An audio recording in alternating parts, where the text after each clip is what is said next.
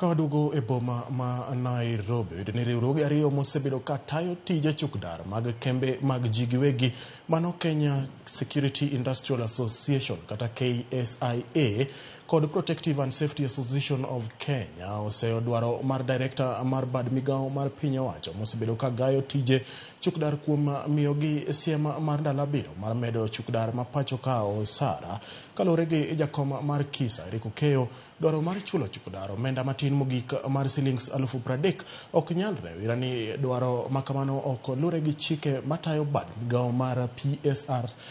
Okeyo bende okwedo jatend migao mochung'ne arita Kithure Kindiki mondo okwayo jatend migao no mondo odonjie wachni mondo okaw ondamo mager ne Fazul Mohamed kalore gi wacho weche ma ok otenre e chik, wach mamiyo koro giluor ni lesenda margi mag tich inyalo magi maonge e chik manochako migao motiyone miluongo ni Private Security Regulatory Authority, migao marito wach mar chukdar e piny Kenya ka. Omiyo wawacho ne jatend migao mar arita kwe miluongo ni Ngire Kithure Abraham Kindiki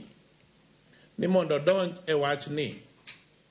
mondo kao ondamo mar chwat ne migosi Fazul waonge wach gi chik bede to teko e chik mar Kenya mar wacho osara monego chul chukdar en teko mantie e lwedo mar jatelo mar migao mar chiwo tije nyadendi Florence Bore.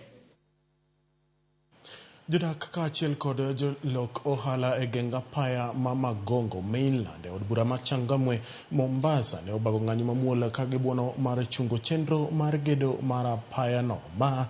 gikoni en bang' piny owacho rem chopo singo mar chulo gi omenda bang' kane gisedar e alwora no mar chiwo thuolo ne gedo mar paya no ma sani iyaro gi ywak ni kata bang' chiwo oboke duto mane idwaro kaachiel kod yawo account mag benki mondo mi ochulgi no otamore chopo e wang'e chakre higa mar 2018. Gidone piny owacho ochiwnegi ler kadiponi nitiere lokruok mane oketi ni mar nyaka sani onge ng'ama loso kodgi e wach moramora motenore kod chudo mage.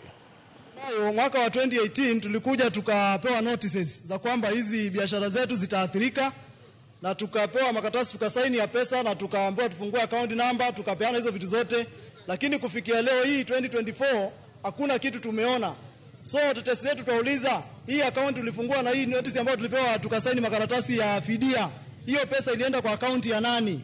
Watu wameathirika wengi, over those years wamefilisika kwa sababu huwezi weka mali kwa duka hujui itavunjwa lini. Tarehe 29 ndio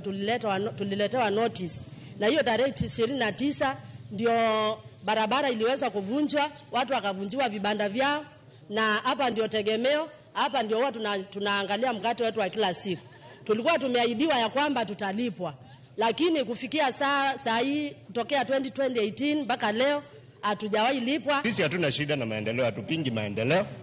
lakini tungeitwa tukaambiwa kumekuwa na mabadiliko, vile kulikuwa kumepangwa, hakuna malipo ama kuna MBCD, tukaelezewa kila kitu. Kuna mgojonga